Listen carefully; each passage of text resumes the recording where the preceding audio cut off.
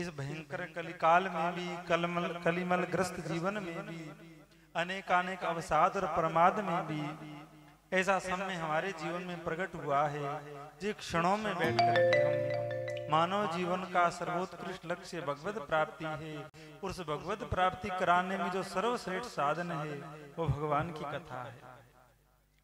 तो महाराज जी भी बता ही रहे थे कि कथा हुई और भक्ति महारानी का प्राकट्य हुआ और भक्ति ने कहा कि मुझे स्थान दीजिए। संतों ने कहा यहाँ पर कहीं बैठने का स्थान नहीं है, तुम खड़ी रहो या अन्यत्र कहीं चली जाओ, क्योंकि प्रथम भागवत की कथा में इतने श्रोता आए थे कि वहां कहीं जगह नहीं बची। भक्ति हाथ जोड़ रही, अरे भैया कहीं तो जगह दो, कोई थोड़ी सी जगह बता दो, कैसी भी जगहों में जाकर बैठ जाऊंगी। आखिरी में किसी संत ने कहा अरे और जगह तो कोई खाली नहीं है, ये सुनने वाले श्रोताओं का हृदय खाली है, इनका मन खाली है, तुम जाकर के इनके हृदय में विराज जाओ। और भक्ति उन सब भक्तों के हृदय में विराज गई। तो इतनी सी बात को कहकर कि दास अपनी वाणी को विराम दे कि भक्ति किस आसन पर बैठती है। भक्ति का आसन क्या है? प्रत्येक व्यक्ति का एक आसन है, एक योग्यता है, एक जगह होती है। तो भक्ति की क्या आसन है? बोले दीनता ही भक्ति का आसन है।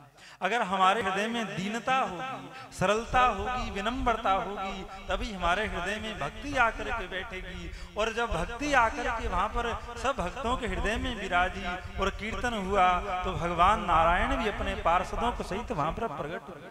अब भगवान ने भी यही बात कही, भैया मुझे भी कहीं बैठने का स्थान दो, मेरी तो कथा चल रही है, सब मेरा ही तो काम है। सबने कहा महाराज जगह नहीं है, कहाँ बिठाएं?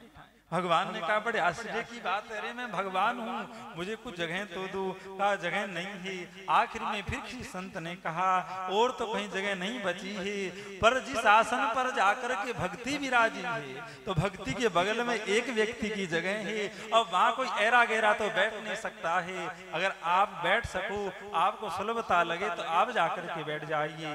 तो संतों ने कहा कोई जा रहे थे भगवान से मिलने, कहाँ जा रहे हो? बोले भगवान से मिलने। तो बोले एक बात का ध्यान रखना, एक बात का ध्यान रखना, परम अकिंचन प्रिय हरि केरे, ताते कही संत श्रुति टेरे। भगवान के परम प्रिय कौन है? जो परम अकिंचन है और परम दीन है। तो कथा सुनकर के अपने हृदय में दीनता धारण करिए। संसार के अनेक उपाधियों को लेकर के हमारे अंदर जो अकड़ आ गई है, जो अहंकार आ गया है, जो मैं आ गई है, उसका हम त्याग करें और दीनता धारण करें। और अगर हृदय में दीनता होगी तो उस हृदय में भगवान अवश्य विराजेंगे। और जो भगवान हृदय में आए नहीं तो कल्याण हो गया, मुक्ति हो गई, मोक्ष हो गया, भगवत प्राप्ति हो गई। इसी बात को कहते हुए दास अपनी वाणी को विराम देता है। जय जय श्री सीताराम।